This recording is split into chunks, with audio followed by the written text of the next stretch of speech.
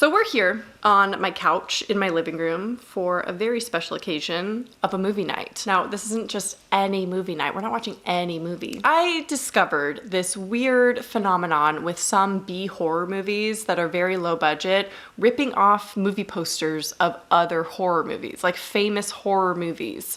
Just the posters. Not the plot. Sometimes the name is similar, but the plot has nothing to do with each other. And I'm not talking about horror parodies either, because that's a whole different side genre in the horror genre. No, this is something completely different, and it's just bizarre to me. I don't know if they hope for a mix-up, you know, that you think it's one movie and then you start watching it and then you're like, this is not the movie. So we all know and love Eden Lake, correct? If you don't, go watch it. It's great. I love that movie. It is kind of disturbing, just so you know. And I came across this movie called Eden Lodge. Now, the posters, what is this? They're very, very similar. They have a similar font, similar style of text. Obviously, we have the woman hiding behind the tree and you see the silhouettes of people in the background. And then you have the name, Eden Lake and Eden Lodge. So I'm curious. I'm gonna watch that movie and I'm gonna see what it's all about. So you cannot find this movie anywhere, streaming, to rent, buy, nowhere,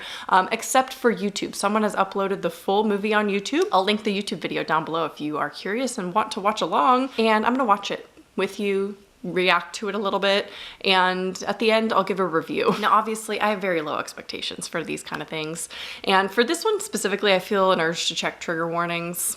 I don't know if I will. Okay, thank you to Jack Sparrow on YouTube for uploading the whole movie so I can do this video. I know the general concept. I looked up the description and I watched some of the trailer, and I know that it is not anything similar to Eden Lake, really.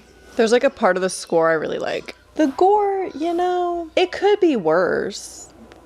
Oh, I was like, why is this so dramatic? That's why. Okay, the gore is bad. The gore is bad. I can tell that this is gonna be like a lot of things happen off camera, which is normal for these kind of low budget type movies. I wish they didn't overdo it with the score. It was really good in the beginning. Now it's like, da-na-na-na, you know, I don't know if you can hear it, but it's got some transitions for the title screen. Oh my God. They get those in Adobe Premiere. I use Adobe Premiere transitions, but I'm not a movie maker. What is this? These colors are wild. Very interesting. This feels like a James Bond movie. I feel like I'm watching Mission Impossible. Okay, now we're into the meat of the movie, or post intro credits. This is like our main duo. It does follow a married couple who are trying to save their marriage. So I guess in that sense it's kind of, they have a baby. If anything happens to that baby. Anyway, this couple goes to Eden Lodge. Well, we got the jump scares. Am I opposed to the concept of them going to a lodge in the middle of nowhere? Absolutely not. That's like a setting I love. Middle of nowhere in a building. I think that sounds fun. It's a great setting for horror, I think. So I'm a fan of that. And that's different from Eden Lake. So you know what? It gets a little originality credit.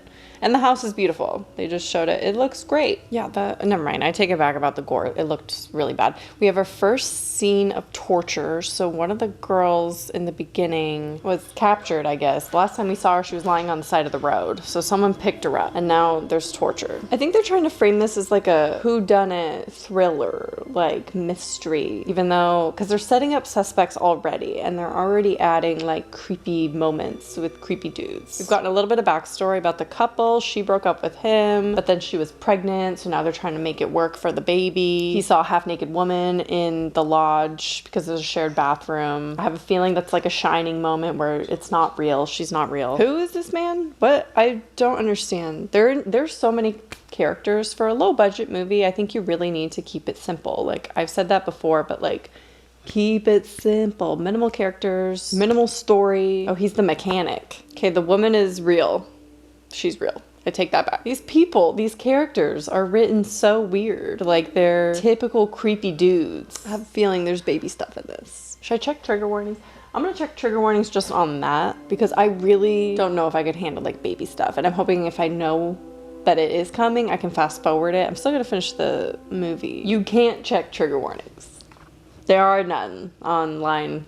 So there's probably some somewhere, but I can't find them. So I guess we're just gonna go in not knowing anything Maybe that's better for the best. How far am I into this? 30 minutes. Now she's a suspect? What the heck is going on? So the woman he saw earlier in the bathroom, now she's in a hood. Okay, so all the torture took place off screen. We just cut to a dead body. We don't actually get to see anything. So this movie, oh, she's alive. Okay, they're not showing her arm being cut off. So this is not looking good. I guess that's the only form of torture she had. They cut off her arm and then put her in a bag. Alive. I don't understand that, and we're not seeing any of the arm. It's like completely off screen. It's like this. She's like struggling and you just can't see the arm. That's how they're portraying it being cut off. Are they gonna show it? She just looked down at her arm. What the fuck was that?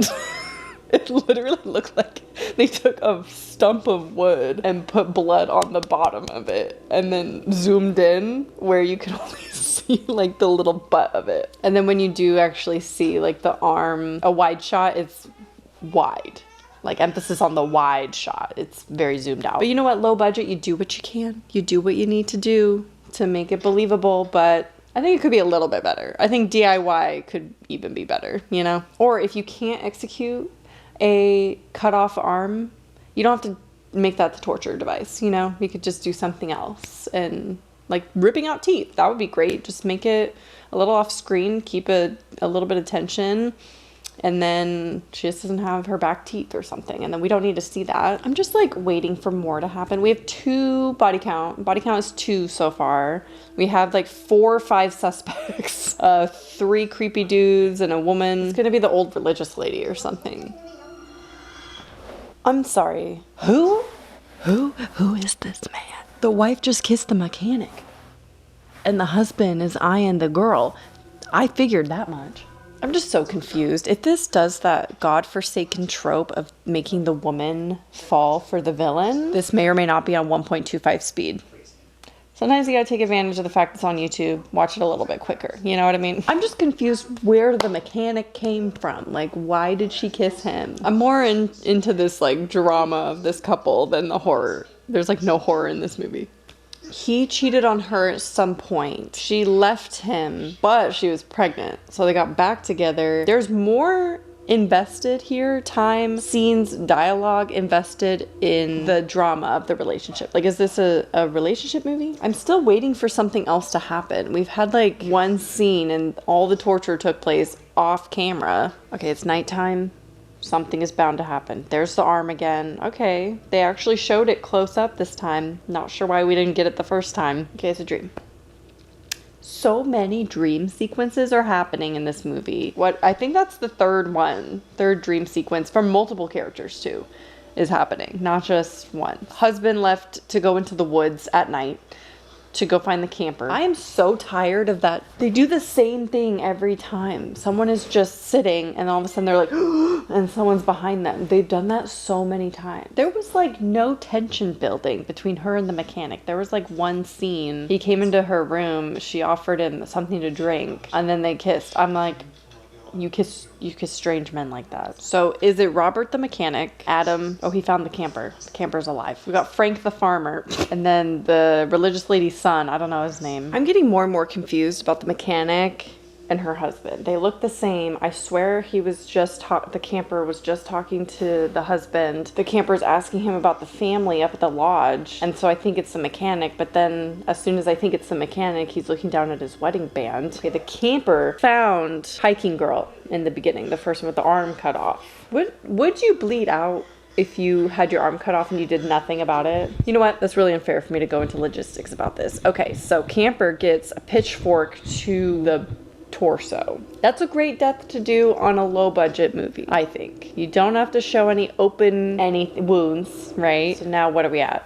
3. We're finally at death count at 3. So I think we're making progress. We've got a little less than 30 minutes left in the movie. Okay, that one's pretty good. I don't want to describe it because I might get demonetized for that one. So there is a death that's a little bit more intense than the others have been so far. So, although I will say the beginning death of one of the, okay. Wow, we're really picking it up. There's just like, we're going. And we're also taking out possible suspects here. My prediction is that it's going to be the son, the religious lady's son, the owner of the lodge. What is this music? Listen to this.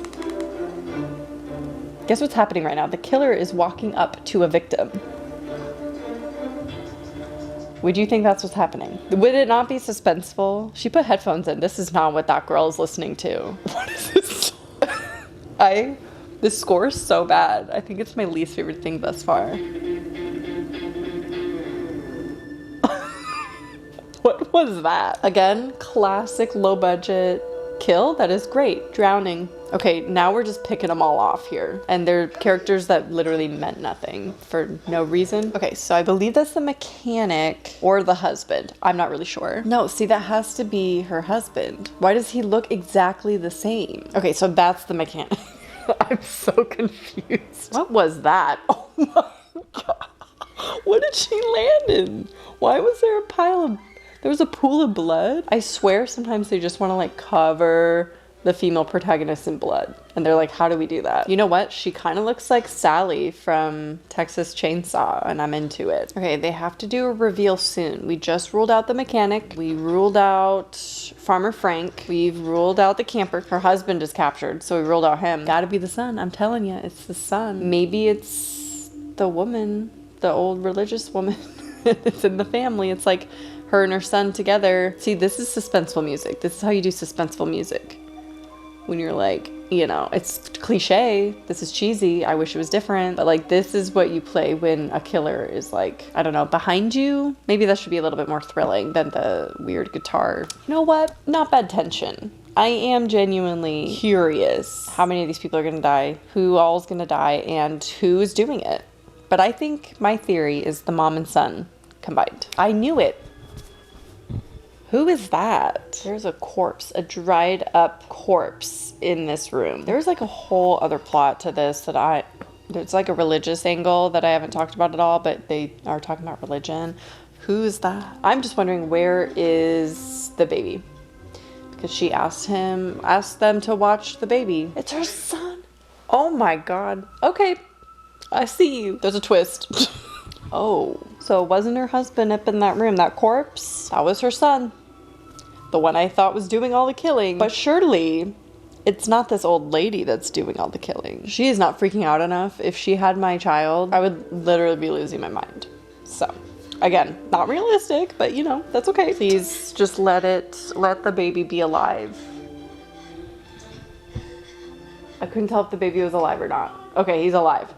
How is she killing all these people? She drowned a woman. I don't mind this angle. This angle of like the protective mom in denial. Are we pushing the angle of a crazy old person, right? I've done a video on it. That child does not look alive. They're not afraid to do it. I appreciate that. Why is the shadow so scary? Oh my God. Oh. Wait, I cannot believe they had this old woman going around killing people. Classic fake out. They're gonna make things work. They're gonna be together and happy. Oh my Lord. This freaking lady. Okay, that part was realistic. You would not hesitate. You would just go. Okay, you know what? We need to talk. So here's my thing. I appreciated the twist. I'm not mad at it because I did not see it coming. There were a couple things I didn't see coming. So you know what? Story-wise, I'm impressed. I'm actually very happy with that story and how it transpired. However, I do feel like it's a little bit leaning into the elderly, scary old people. As I mentioned when I was watching it, you know, the crazy old woman. And I don't love that angle every time. However, in this scenario, again, none of it's realistic. And I don't know if I can really get into that. It's a short movie, an hour and 16 minutes or an hour and 15 minutes, and then you hit credits. And then there's a whole like 3 or 4 minute opening credits. So realistically, it's like an hour and 10 minutes. It's not bad. It's not a huge waste of time by any means.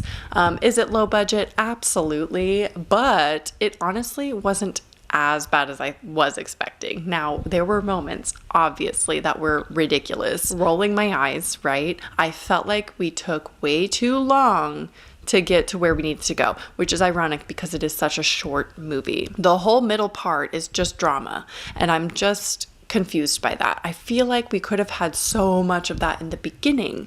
Why did we need the hikers in the opening? We could have opened with the couple. They didn't need to see the girl on the side of the road or any of that. We could have opened with the couple driving to the lodge, or driving and, the car breaks down. If you want to do tropes, this movie was full of them. They needed to keep it simple. Get rid of the affairs. This movie had so much potential. If they okay, it's this couple, right? This is what I would have done with this story. I liked the overall story. I feel like it had potential. So the couple, maybe with their kid, I don't know. I feel like the kid is important. Go to the lodge, their car breaks down, however they get there. And it's just them. Okay, it's no weird lady, no mechanic, right, to have affairs with. Why are we doing affairs on such short notice? And then we have the woman who kept her son's body in the attic, who kind of, is obviously not well, and she's going after them. We don't even need a body count. I feel like I would be completely content. No gore. No gore in this. Keep it really simple. The only gore is when she actually stabs her husband because it's her husband or her child. I wouldn't even be mad if they actually ended up killing him and he was the only one who died in the whole movie. I feel like that just would have made so much more sense. Like, he had an affair at one point. They decided to make things work because she had a baby. Tell me that wouldn't be so much better. Just really, really simple. Get rid of all the side characters, the campers, the hikers. We don't need any of those people. We don't need the gore. We don't need the fake outs. We don't need the arm being cut off. We don't need all these kills. It didn't know whether to be a thriller, religious thriller, or a slasher. It wanted to be both. And I feel like it could have easily just been a really suspenseful, low budget movie with a really good twist. I love the twist. Now, obviously, with my direction, you don't have that whodunit nature of a slasher. So you don't know that it's actually the old woman. And you would have suspects that, but think that she's just kind of unraveling slowly getting creepier and creepier and being weird about the son, like their child. I feel like that would have added so much more tension. You don't need the slasher angle. You don't need all these deaths. You don't need all these people, this fake gore. That part didn't work for me. But the story wasn't bad. Everything else was pretty bad. The acting, very, subpar. The cinematography, not great. And the score was probably the worst part about it, which is so funny because that was my first comment in it, that I was like, some parts of the score is actually really good. They never kept that up. So that was really frustrating to me because I feel, again, keep it simple. Why are you using stock audio? You're using sound effects, like stock sound effects. You're using stock music. Anyway, I went into it open-minded. I actually ended up being pleasantly surprised with the story. So for that, the story itself was a 3 out of 5. I thought it was pretty solid. Everything else, definitely a 1 out of 5. Overall, like a 1.5. 1.5 out of 5. Again, no relation to Eden Lake.